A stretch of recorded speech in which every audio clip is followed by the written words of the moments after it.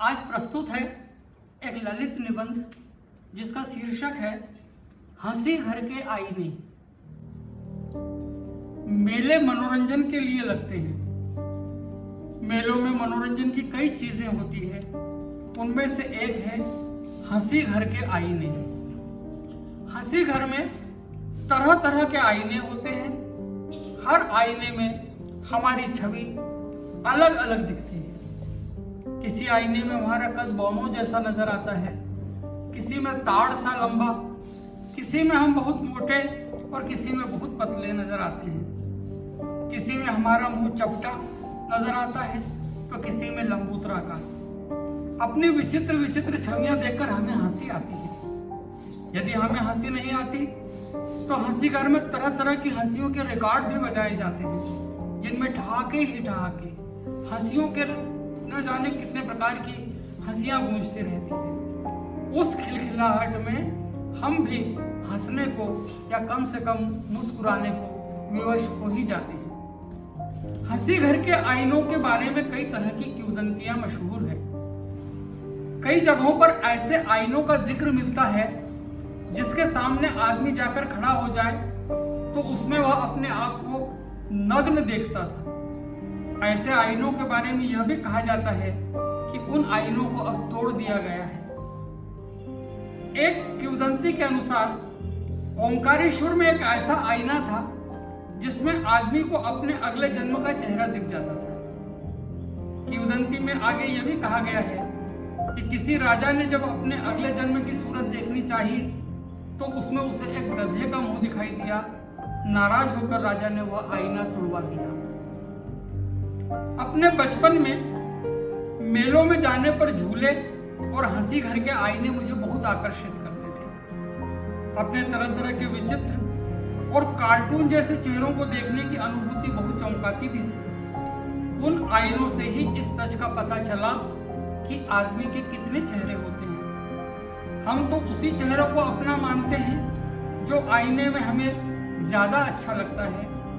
घर में जो आईना आदमी रखता है उसमें उसकी सूरत ठीक ठीक नजर आती है या नहीं, इसी कसौटी पर उसे खरीदा जाता है। आदमी चाहता है कि उसका चेहरा अच्छा नजर आना चाहिए। उसकी यह इच्छा तब से है जबकि आईने की खोज भी नहीं हुई थी। वह पानी में अपनी सूरत देखा करता था। किसी झील के ठहरे हुए जल में अपनी सूरत देखकर उस आदमी को जो अनुभूति होती थी उसे आईनों की दुनिया में रहकर हम अब अनुभव नहीं कर सकते। हर आदमी को अपनी सूरत अच्छी लगती है। कुरूप से कुरूप व्यक्ति के मन में भी यह बात होती है या उसे ऐसा लगता है कि किसी दोष के कारण उसके चेहरे की सुंदरता छुप रही है, वरना उसका चेहरा बुरा नहीं है। इधर हर साल मेलों में हंसी घर वाले भी चले आते हैं। उनके आईनों में अपनी विचित्र सूरतें देखकर आदमी चौंकता है। उसका चेहरा भी ऐसा ही लग सकता है, वह कभी सोच भी नहीं सकता था। परंतु यह सब हंसी खेल की बातें होने के कारण आदमी बुरा नहीं मानता। वह आईनों पर नाराज नहीं होता कि उनकी सूरतें बिगाड़ कर वह उसका मजाक उड़ा रहा है। वह आईनों को पत्थर मारकर तोड़ने भी नहीं लग जाता। वह हंसी घर में गूंजती हुई हंसी में अपनी हंसी जोड़कर अपनी ही सूरत की विचित्रताओं पर हंस लेता है। आदमी की यह हंसी उसकी समझदारी से आई हुई हंसी है। आदमी जानता है कि उसकी असली सूरत क्या है। वह किसी आईने पर तब पत्थर नहीं फेंकता। आदमी जब जान लेता है कि उसकी असली सूरत क्या है तब वह किसी आईने पर पत्थर नहीं फेंकता। किसी शायर ने कहा है, किसको पत्थर मारूं यारो कौन पराया है।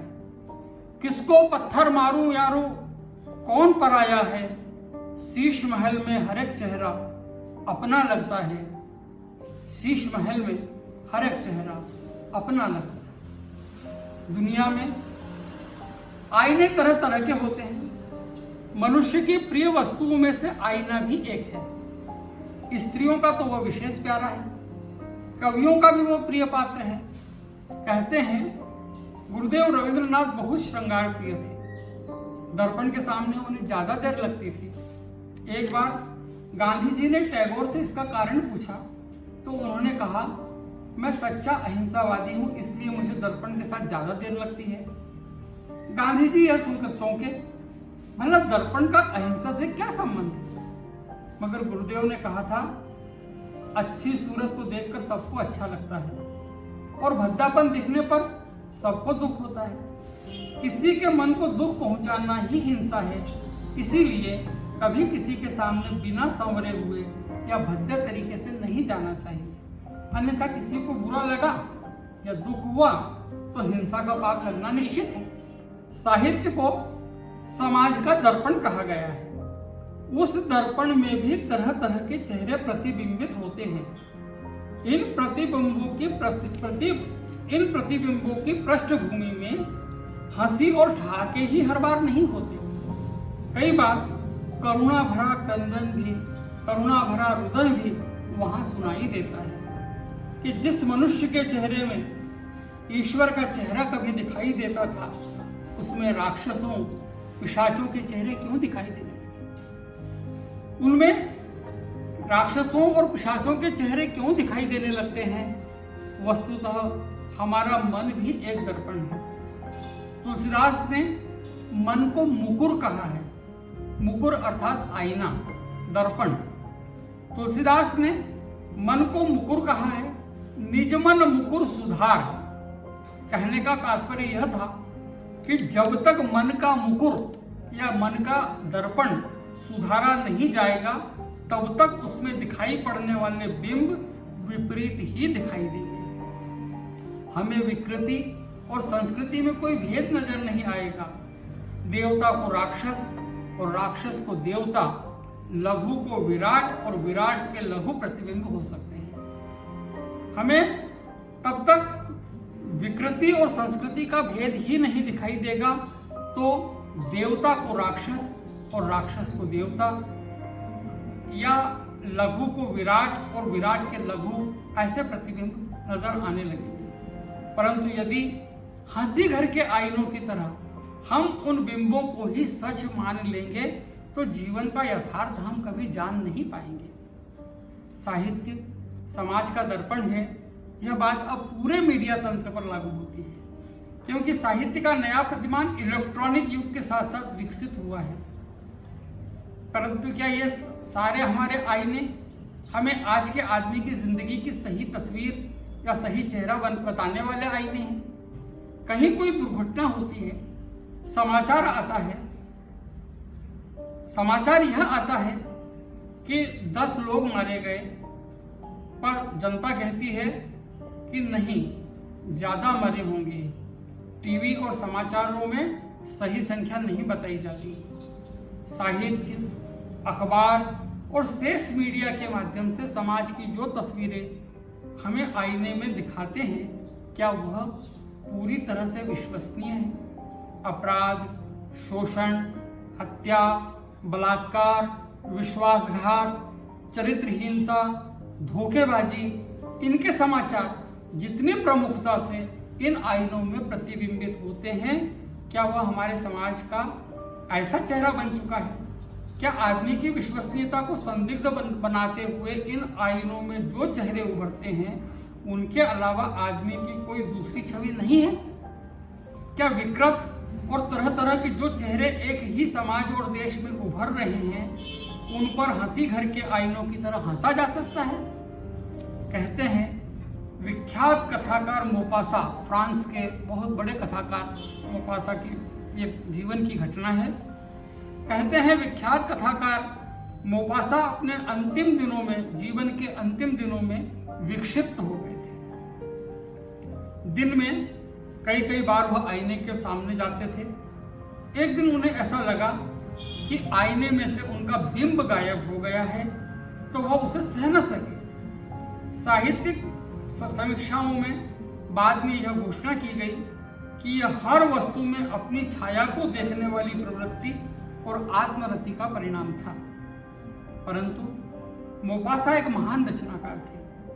जिस दिन उन्होंने यह महसूस किया कि जिसे वह आईना समझ रहे हैं अपना, वह साहित्य अपने समय की सच्चाई को तथा अपने समाज की सच्चाई को और उसकी मानवीय गरिमा के ह्रास को ठीक तरह से प्रतिबिंबित नहीं कर रहा है तो वह तड़प उठे। वस्तुतः यह आघात अपने युग की पतनशील प्रवृत्तियों वाले साहित्यिक परिदृश्य से उपजा हुआ आघात था। मोपासा को लगा कि इस आईने में मेरा ही प्रतिबिंब नहीं है, तो क्या मेरा अपना कोई चेहरा नहीं है या मेरा कोई अपना चेहरा नहीं बचा। यह एक ऐसी दुर्घटना थी, एक ऐसी बड़ी दुर्घटना थी। किसी भी दुर्घटना में चेहरे को खो देना सबसे भीषण दुर्घटना होती है। कुचले हुए चेहरे वाली लाशें प्रियजनों की भी हो तो भी उसे देखने का साहस लोग नहीं कर पाते। तो कुचले हुए या गुम या बिना चेहरे वाले जो शव होते हैं उनकी ओर देखना बहुत बड़ी त्रासदी की अनुभूति होती है। कुचले हुए चेहरे वाली लाशें प्रियजनों की भी हो तो उसे देखने से बड़ा आघात और भला क्या होगा। फिर मोपासा तो अपना ही चेहरा गुम होते हुए देख रहे थे। अपना ही चेहरा मोपासा गुम होते हुए देख रहे थे, वो भला विक्षिप्त क्यों नहीं होते। निराला भी अपने उत्तर जीवन में विक्षिप्त हो गए थे, वह तो महाप्राण थे। क्या गंगा के आईने में वह अपने समय के आदमी का चेहरा देखकर पागल हो गए थे, या निराला भी उन सारी प्रगतिशील और प्रभाविष्णुता के बावजूद उनमें भी आत्मरति थी। यह तो साहित्य के गांव में लगे हुए आईनों को चमकाने वाले व्यक्ति थे।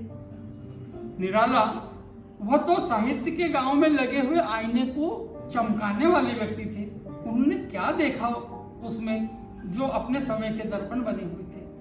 किस आघात ने उन्हें विक्षिप्त कर दिया, इसका पूरा मूल्यांकन और विश्लेषण हो चुका है क्या बीती हुई शताब्दी का सही पोस्टमार्टम रिपोर्ट किसी भी आज के मूल्यांकन करता आईनों ने प्रतिबिंबित की है। हमें मेले के हंसी घरों में लगे हुए मजाकिया आईनों और अपने घर के आईनों में का फर्क समझना भी जरूरी है। कृष्ण लीला के पदों में बाल कृष्ण पानी के आईने में चांद की छवि से बहलते नहीं, वह यशोदा से पूछते हैं कि यह चांद हाथ में क्यों नहीं आता। क्या हमें जो चांद पानी में भरी हुई थालियों में दिखाए जाते हैं उनमें अपने हाथों से उन्हें हमें टटोल कर देखा है कि वह हाथ में न आने वाली झूठी छायाएं कहीं हमारे जीवन पर छा तो नहीं जाएगी। क्या अंधेरे को ही हम सच मान लेंगे। समय का सच कठोर है, हमें यथार्थ को यथार्थ पैमाने से ही पाना होगा, अन्यथा हंसी घर के वो चेहरे जो हमारे मुंह पर हमारा मजाक उड़ाते हैं भविष्य में हमारे सामाजिक चेहरे का यथार्थ बन जाएंगे।